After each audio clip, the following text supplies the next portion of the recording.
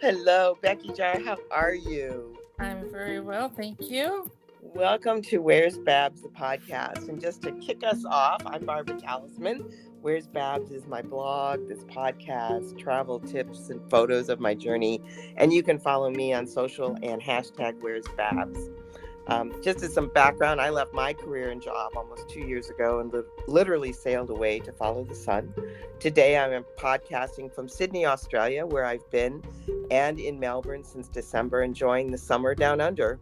This week, I sail to Los Angeles and summer in Northern California. And today, I'd like to introduce you to a fellow solo traveler, retired and planning her travels in the months ahead, Becky Jahr. Welcome to Where's BabZ. Thank you very much. Nice to be here. I'm so glad you're here. Now, Becky, you live in Minnesota, you're newly retired, and you've got a special place in Alabama called Dauphin Island. I had never heard about it until Betty and I met on Facebook, and I think we met on the Women's Who Travel Facebook. Was that it? I believe so, yeah. Yeah, so Condé Nast has a really great, a very active Facebook page called Women Who Travel, and I had posted about my travels using Trusted House Sitter, which I'll talk about in another podcast. And Becky is in the process of planning some travel, so she is going to share her love of Dauphin Island as well as some future travel plans. So I'm just so glad that you had time to talk with us today. Thanks so much. Yeah, you're welcome. So I didn't know about Dauphin Island. And so just to set it up a little bit, when I looked at a map, I found that it was in the most southern corner of Alabama, right on the Gulf. I mean, like as far south as you can get in Alabama and as far west. And it's a barrier island with some interesting history. So tell us, you told me you found this through your son, and what made it your place to recharge? Tell us a little bit about Dauphin Island. Okay, so yeah, I was originally introduced to Dauphin Island when my son was transferred down there. They were building a condo, quite a big complex, and they needed some Midwestern muscle, I guess. So they took 4 or 5 guys from up here, and they had to commit to a year down there. So yeah, until then I had no idea where Dauphin Island was. So since he was going to be down there the whole time, not coming home, we decided to take a road trip. And I don't know, it's just something about the island just spoke to me as soon as we got there. I mean, you get on the island and you just don't want to go off for any reason, which you really don't have to unless you have an emergency or something. But I just like to think of it as like a little Mayberry. There's no stoplights. It's like 7 miles long, 4 miles wide. It's I don't know, just quaint. I mean, they are building island. More and more all the time, but it's just got a nice, easy feel to it. You know, and at that size, it's bikeable. I'm a big biker, so it's bikeable. Well, yeah, easy. Yeah. Everyone's got a bike, or you got your golf carts, or it's just very laid back. And it's besides the Gulf and the hurricanes, it's probably got some beautiful weather when it's not hurricane season. Exactly. Yeah, we don't go down there. I mean, I've been down there, I think probably a half dozen times now, and it's generally January, February, March is what we hit because, of course, we want to get out of this winter weather for a while up here. So down there, it's a little bit maybe on the chilly side, but then I'm okay with that. I'm not down there to get in the water or anything. So it's usually about maybe highs 50 to 70 roughly, and then it can get a little chilly at night, but just pleasant weather. So when you go down, you fly. What are you flying into, and then do you fly to Dauphin and you take a ferry, or how are you getting over there? Well, the first time I went down, we drove. Right. And then usually it's cheaper to fly into Pensacola. Mm-hmm. You just have to do a little extra planning because you'd have to take the ferry over to the island. So you want to try to catch it before the last ferry of the day for sure. Otherwise, you can fly into Mobile. That's pretty doable as well. And so I generally drive, actually. This last time, for sure, I had extra time. I would just pile up my vacation, and take it all in one lump sum and just head down there. But um, my first actual solo trip was this last February. So I was down there from February 1st to the 21st. Got a little condo and took 3 days getting down. Kind of got stuck in an ice storm on the interstate, and then it's a two full day drive otherwise in good weather. So I did my first solo trip, and I gotta tell you, it's almost the only way to go. I mean, it's just something about it, you know. Nobody to answer to. What do you want to do? When do you want to do it? Anything like that. So it was a delight. Isn't that the truth? You know what, Becky, you're so right. The solo travel, I get comments like, "Aren't you lonely?" or whatever, and it isn't that you and I are hermits or that we're Yeah. antisocial, but Oh it's my just that gosh. when you've decided to do something, you just do it. There's no conversation, right? And if you decide you Right. want to stay in the hotel for 2 nights instead of one night, you just do it, right? I mean, Just the just simple or, things that sure mean a lot sometimes. right. I mean, do you want to stop along the way or not? Or maybe you want to spend time in that little town you passed. I mean, Oh there's that, God. and just deciding where you're going. So I'm going to get ready Yeah. on this road trip around Northern California, and it's the same thing. That joy of being on the road in your It's just car. it's Yeah. such a feeling of freedom. Yeah. There's no one to answer to. Period. Nobody. Not And in not a retirement, that's kind soul. of nice, isn't it? In retirement, not having It's to answer to anybody. it's just so freeing. It's just like, oh my God, I didn't know it could feel less good. It's So so crazy. so Yeah. talking about retirement. So what were you doing before you retired? Oh, I did a number of things, but the last position I had was at Mayo Clinic. I was in the nutrition assistant. Ended up working from home towards the end, and I thought that would be a blessing, which it was in its own right, but um, had a little too much, uh, I guess, personal stressors that just made working not doable anymore. And I have a husband that has a few medical problems. He was just recently diagnosed with Parkinson's. So, I'm sorry. so I mean, he would always say, "Oh, just hang it up," and he just would rather I be home. So, I thought, well, I did both for a while, and it just was getting too much. So I finally took the plunge last September, I think it was, and best decision I ever made. So, Good for you. I mean, everyone likes to get their retirement ducks in a row, but it just doesn't always happen like that. But we're gonna be fine. So Well, that's I'm sorry to hear about your husband, but it sounds like you guys have the right state of mind about it. And I was just going to ask yeah, you. yeah. I So, knew it was coming for a long time, but I'm like, oh, at least wait till I'm 62, so it right. makes sense to quit my job. Yeah, that's exactly But what I did. And it was at 62, applied for Social Security and went oh on my yeah, way. Yeah. yeah. I mean, So, we don't know how many days we got, right? So yeah, what the heck? well, yeah, totally. And then you mentioned to me that you go to Dauphin Island, which you love. It's got an amazing history between the Spanish and the French, and Yeah. I'm sort of a little mini Francophile, and so when I heard Dauphin, I was like, wait, that's like the heir to the French throne. And sure enough, when the French came in, that's why they named it Dauphin Island, because it was Massacre Island. It was a couple of other names. Yeah. So it's got an amazing history. But Yeah. then you were talking about you've been going down to Dauphin Island and you hadn't been overseas yet. And so you were starting to do some planning. So for some travel. So are you up? I kind of think of people as two. There are probably 3 or 4 categories, but planners are goers. And planners are people that do a lot of research, Yeah. and really Yeah. take the time and want to know everything about everything before they go. And then there are other people that I call goers, and they pick a Yeah. location, they buy a plane ticket, and they go, or get in Yeah. a car and just go. So how Yeah. would you describe yourself? What would you do? Oh, I'm probably in the middle Okay. somewhere. I Yeah. think if I had like a little more money in the bank, I'd probably be more of a goer. Yeah. But since I don't, I have to do my research. Yeah. And I don't know a lot about a lot of places. So I don't even know really where I want to end up.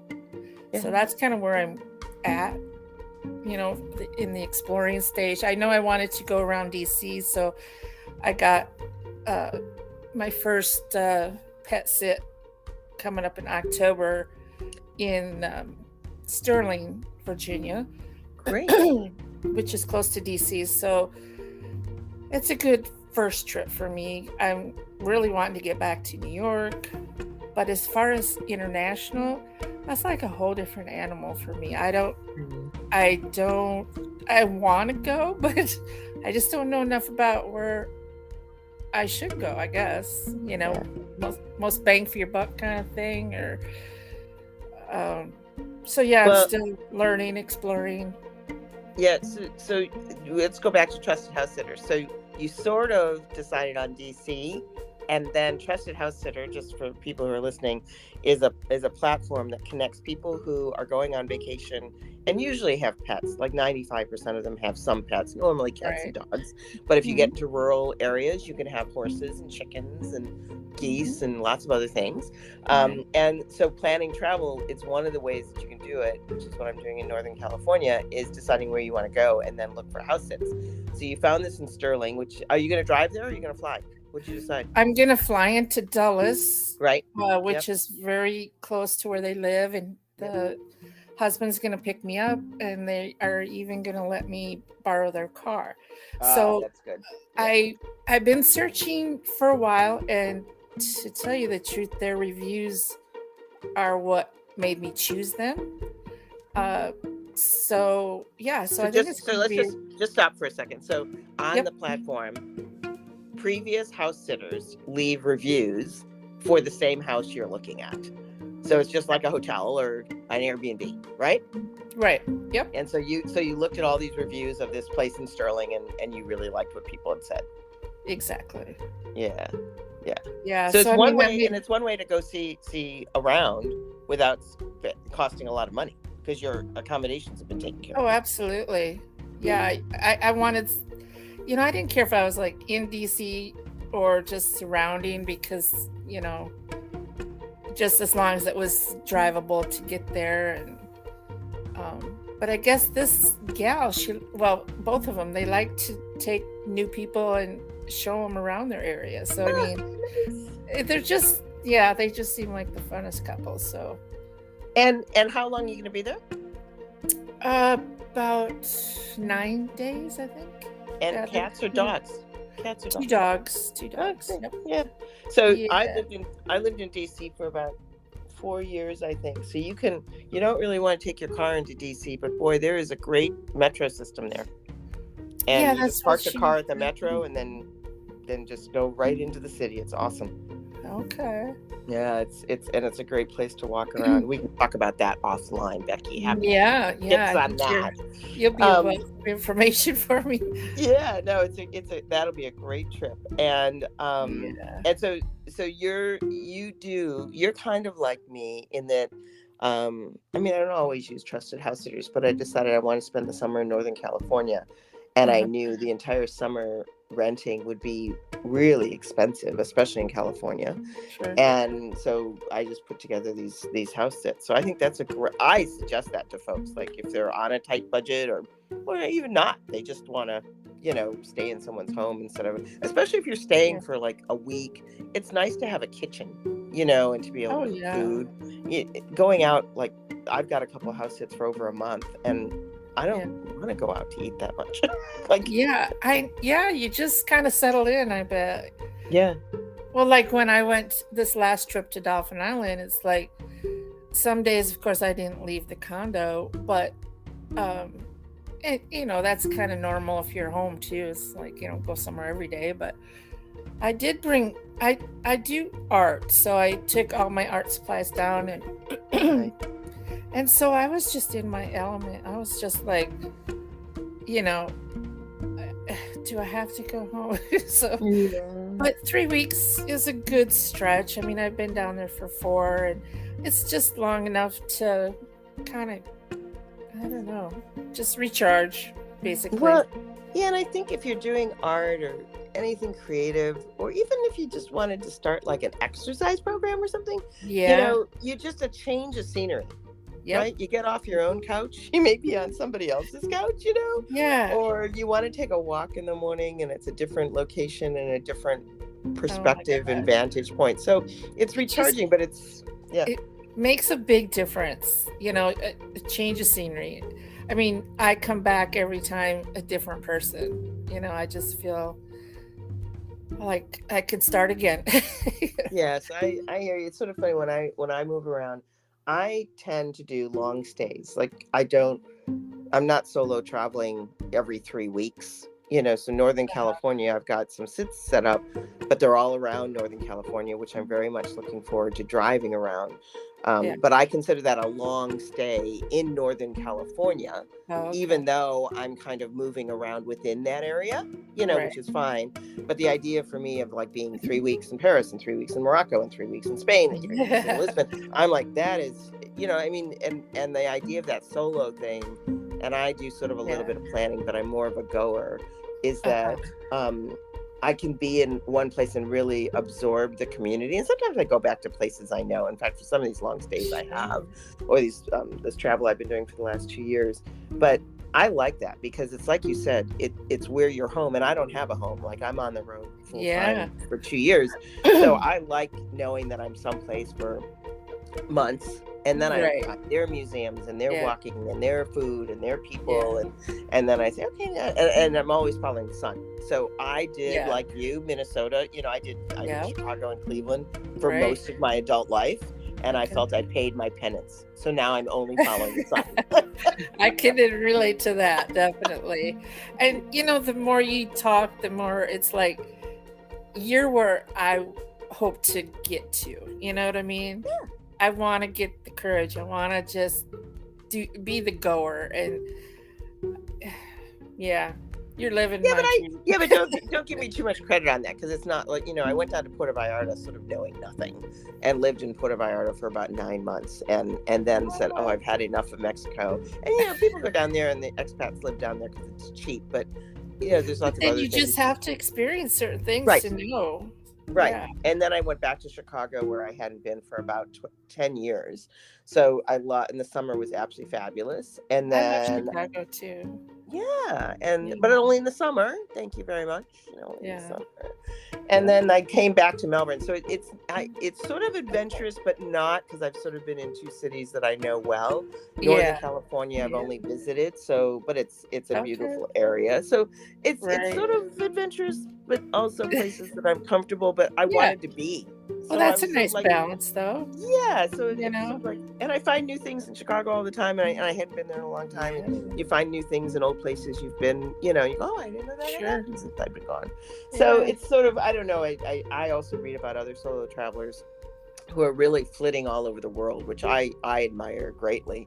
And I would say that many of them are sort of younger than I, and I've also not found people, maybe a few on the road like I've been for 2 years without a permanent residence, so that's a little different. So I guess I like semi-permanent residences, Yeah, whatever that means. You just make it what you want it. Yeah. That's right. Redefining it as we speak. That's right. Well, how do you have a car then when you're in Northern California? So that's interesting. I had this car when I was living in Las Vegas, and I came back from Melbourne actually and had to buy a car, because in Las Vegas you just can't get around without a car. And I found a job there, and a friend of mine, there's a program called Turo, and people rent their own cars, and it's a competitor to Hertz and Avis and all that, but he only has electric cars, and I have an electric car. And so he and I became friends on this, group. And I mentioned to him, he goes, well, I'll take it into my fleet, and I'll pay you 60% of everything I make on it, and we'll make bank. And why don't we just do that? And we did all the paperwork, and all the insurance was covered, and only one person can drive the car at a time, and it's covered through the rental platform. And so I haven't paid for my car in 2 years. And many Oh, months I wow. made more than the car was worth. And we talked about, like, I could sell it, because without selling it, I could have done easily and made money on it. He said, but Yeah. if you ever want a car again, then it's going to cost you more money to buy it again. So I Uh-huh. decided to keep it, and he is more OCD about that car than I ever was. So it's in fabulous shape, and so he'll drop it, he'll give it back. I fly back to get back to LA, fly into Las Vegas, pick up the car, and then head over to Okay. Northern California. And what I do after that, I don't know. I'm not going to worry about it right now. I got till October, So Wow. yeah, All so right. it's sort of all these it's when I tell people, they go, God, how did you find all this stuff out? And it's just sort of networking and knowing You people, just, and yeah, it just falls in your lap sometimes. And I call it synchronicity. And yeah. sometimes you're without it without fail. Things Yeah. just don't work out. And Yeah. other times things just like fall into place. And so when the Yeah. car was sort of the last thing, I'd gotten rid of a lot of stuff. I purged a lot of stuff, and the car was the last thing. And then when that happened, I was like, okay, this is meant to be. I'm out of here. That's Yep. it. I'm Exactly. gone. The Yeah. universe So is speaking. totally. Yeah. But I would, encourage you. I'm not against research. It's just that I sort of left a job a little abruptly and just went. Oh, And I just okay. said, and I just, and I was in California at the time. People said, oh, Mexico. And I'm like, oh yeah, Mexico, Yeah. it's cheap. Let's go down there. That'd be fine. And it's just sort of I did find in the travels, like, you love your art. I Yeah. love museums and adult education. I'm learning French, Okay. refreshing my French. So I need to be, and I learned Spanish when I was down in Mexico a little bit, but it was during COVID, so it was a little weird. Yeah. But Yeah. I need a city that offers stimulation for my brain. Uh-huh. I'm Yep. sort of not a bar Definitely. hopper that'll sit in a bar all night drinking and that sort of thing. So I Yeah. need things during the day that keep me Yeah. busy. So that's sort of the one qualification I have on some place that I'm going to be for a long time. Like Yeah. the See, that's ability why to. I go back and forth. Like, Dauphin Island will always call me, Yep. during the winter months, but then I have New York that just calls me too. So I mean, it's one extreme or the other. But you're right. You do need that stimulation, that museums in New York. I could spend days. You need the culture. Completely agree. Yeah. Completely agree. And then if you want to go to the theater, you hit Hot Ticks Oh my and find God. Yeah. a ticket. And off Broadway, people like, and next thing you know, you saw off Broadway before it went to Broadway. I mean, the Right. opportunity there for all that fun stuff. And I love New York. And I say I'm from Chicago, so New York is where you go to visit. I would never live there, but Right. a week in New Exactly. York is awesome. It's fabulous. Yeah. Yeah. Yeah. And I made a connection with a friend. Well, she's a tour guide in New York, but she's from Minnesota. So we kind of got a friendship going on, and she's just like, whenever you come, we'll go hit the spots. And she's a theater person, and yeah, in fact, my friend and I are going up to theater in Minneapolis next month to see Hamlet again. So I look forward Well, to that. and that from Washington to New York is a quick Acela trade away. That's right. I mean, you could head up there. I know. That's very true. So the Yeah. other thing I wanted to mention really quick, because you said on international, you weren't sure where to start. And I've done a lot Yeah. of international traveling long ago when I was married. And we made a decision back then that we follow wherever the dollar is strong. So we were going over to Europe a lot, Paris in particular, but Europe, before the euro came in. And the dollar was very strong in France and in Spain. And then the euro came in and it became prohibitively expensive. So then we started going over to Asia. And we would go over to Asia during holidays when no one in America was going to Asia. Like during the holidays, no one would go at Thanksgiving or Christmas. It was just not a destination that Americans went to. Yeah. And so I would suggest, when you're planning, that might be one of the things. Like right now, the dollar is very, very strong in Australia, and it goes very far. Okay. It's not that the recession hasn't hit here, because prices are still a little bit higher, but at least your dollar goes farther. Your U.S. dollar goes farther. Okay. Canadians, little bit, but so that's one of the criteria I use when I talk about international travel. So how far is my retirement account that got nailed by the market? Yeah. Yeah. And my investment Exactly. account that also got nailed by the market. So how Yeah. far can I make these dollars go? And trusted house sitter is one of them. And also picking locations that'll afford me, Right. to stretch my dollars. So it's just something, and it narrows the world, because you're like, Yeah. "Oh, Yeah. I don't have to look at the entire world. Let me see where I can afford to go." Yeah. Yeah. Yeah. Well, I don't know. I look forward to my journeys, but I just, can't predict where No, and how many. no, But that's good. gotta Even start having somewhere. even having a notebook of where wish list is a good start. And Yeah. then something comes across. I was actually supposed to go to Iceland last November with a girlfriend, and I ended up with unexpected eye surgery that prevented me from going. And the Oh, weird thing was, it came up on a Facebook ad, which I would never have liked. really? And I clicked it, and I'm like, yeah. And I sent it over to her, and she says, really? So I did all the research because I was retired and she's still working full time, and the dates were working out, and the trip and the bucket list, and all this stuff. So you never know what's going to Yeah. pop up, right? And then you end up going, oh, okay, well, Yeah. that's interesting. Yeah. And I don't know where you connect with folks, but I know these sites on Facebook, and then I think the trusted house sitters, you probably chat with folks like Totally. that have reviewed other folks or something, or whatever it might be. But yeah, you just, like you said, networking, you're gonna find a lot of information, and I don't know, it's very interesting so far. I hope nothing sours me on it, so I kind of put a kibosh to it all, because it does seem to be a good fit for me so far. Well, I think between Dauphin Island and Trusted House Sitter, you'll be seeing the U.S., if not the world. There's Trusted House Sitters are all over the country. I can't go too far too long, right? Because I have my husband here.